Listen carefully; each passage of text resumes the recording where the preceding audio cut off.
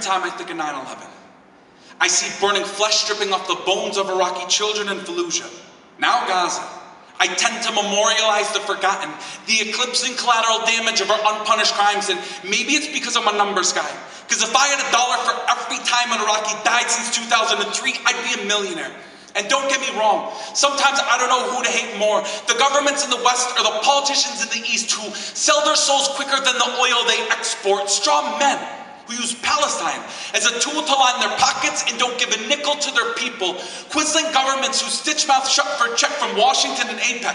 How can you be their prototypical anti-Semite if you're signing peace accords to oppress your own people? And then Orientalists and idiots want to talk about how we can't have democracy in the Middle East because of what happened in Gaza. A Hamas boogeyman wrapped in democratic elections. Rahm Emanuel wants to educate me and my people about democracy gone wrong. Why doesn't he try implementing one in Israel first, instead of bowing down to terrorists like his father and the IDF, lauding a third-rate racist European society that's imploding quicker than its moral standing in the world, enlightened like 1950s Afrikaners and slave traders. Just because a house is beautiful doesn't mean the bones you built it on have fully decomposed. The Israeli left is about as alive as Ariel Sharon.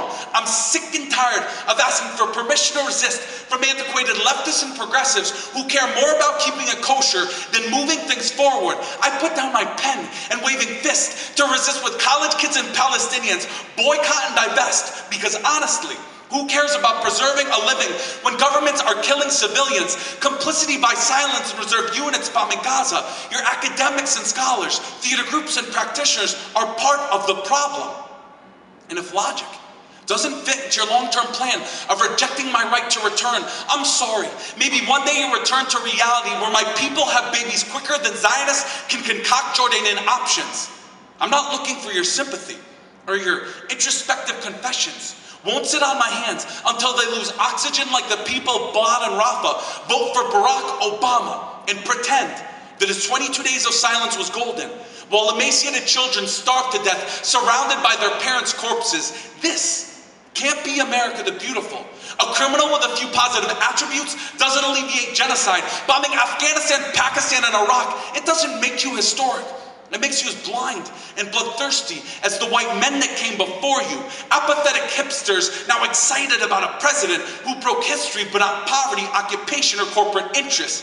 I'd rather proudly walk through the graveyards of peace accords and failed dialogue sessions than keep seeing my people just as occupied or third-class citizens. We're the gavel that'll slam down like a verdict. We're not waiting for Israel, America, the Supreme Court to approve it. We'll boycott Lev Leviyev, Sabra, and your apartheid companies. We're taking back the right of return and keys to our country because we never asked you to go back to Europe or sit in open-air prisons. I'm not asking for your advice. I'm explaining the decision. You can stay here with us, but only as equals. It's not that you're Israeli. It's that you're wrong. That's why I fight for my people.